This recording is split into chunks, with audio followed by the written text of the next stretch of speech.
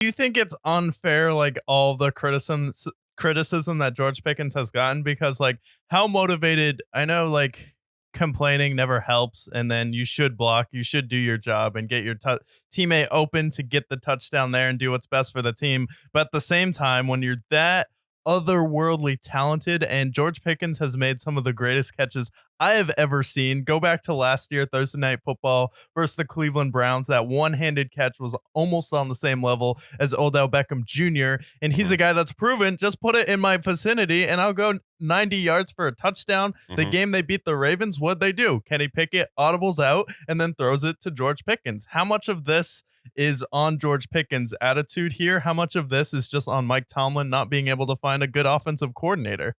I think there's blame on both sides. With George Pickens, the reason why I didn't care as much about him blocking, and there is an attitude there, he's definitely proved to be a bit of a diva wide receiver, as we've grown accustomed to throughout the NFL history. But at the same time, I also see George Pickens, and I know how scrawny he also looks and how skinny he looks, and him avoiding injury when he's going up against massive linebackers. I'm like, yeah, I get it. We're at the end of the season. Maybe you want to finish out the season.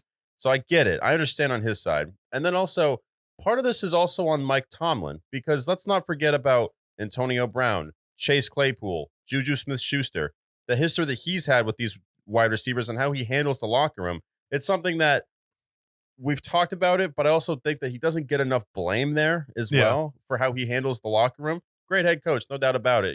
Winning season, all that stuff. But at the same time, some of this has to go on Mike Tomlin because it's been a continued issue his entire tenure as a Steelers head coach. Yeah. And then Ben Roethlisberger also went on Pat McAfee's show and he said this team has kind of killed the Steelers culture. And it kind of goes all the way back to Antonio Brown, where you did have Mike Tomlin was given a locker room that already had leaders installed there, where Ben Roethlisberger was never really the leader of that team, is more Yeah. Troy Polamalu, James Harrison. And then if Mhm. anything was going down or anyone needed to be straightened out, you already had that accountability and leadership, even with someone like Keith Miller. Hines Ward was a professional. He was a diva, but he had a right to be. And it was more of a Steve Smith senior type of way, Yeah. not in a more TikTok, social media, I want to be a rapper kind of way with Antonio Brown, Juju, Le'Veon Bell there. So do you think some of that goes back onto Mike Tomlin for not keeping up the steel curtain there and it kind of tampering down a little bit? Or do you think it's just not enough veteran leadership in the locker room?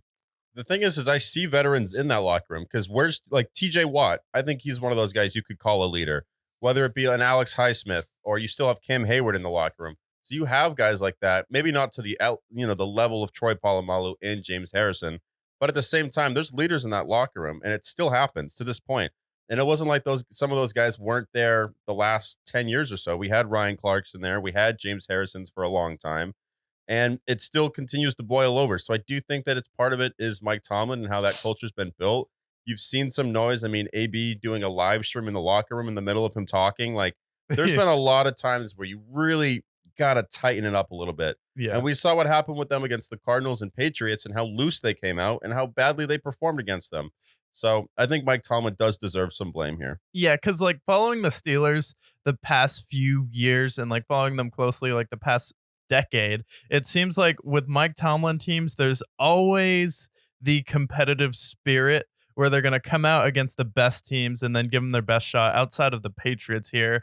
But when they're going up against lesser competition, it's like the Steelers under Mike Tomlin have had the kind of tendency to play down to their competition over the Yeah. past few years, where they're going up against a bad team and then they mess around and then you lose. You waste Ben Roethlisberger. You lose to a Blake Bortles on the playoffs where your defense can't tighten it up there, Tim or Tebow. you can't stop Tim Tebow. And then there's a Demarius Thomas play where you lose in overtime. And then it's like, yes, sure, we Mhm. can blame Ben Roethlisberger for that, but can you stop Tim Tebow of all people? Like, Yeah.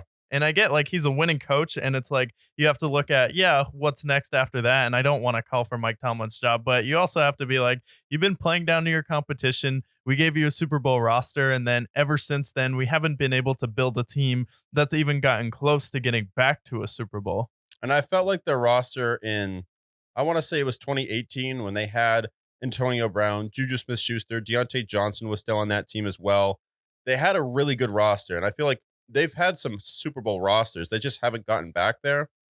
And I definitely think that part of it, I can't blame it all on Mike Tomlin, but they've had rosters that should have performed better than they did, Yeah. and they've crumbled. And not only mentioning some of the playoff losses they've had, 'cause they've had some pretty embarrassing playoff losses, but also I definitely think this is a team that's underperformed with some of the rosters that they've had. They had who was arguably the best wide receiver of all time. You could put Antonio Brown in that conversation for a period of time. He was. You had Le'Veon Bell, who was one of the best running backs in football. You had obviously Big Ben, who's a Hall of Famer. Like, and then their Yeah. defense has always been good. So I definitely think that they've underperformed the last decade, and part of that's on Mike Tomlin.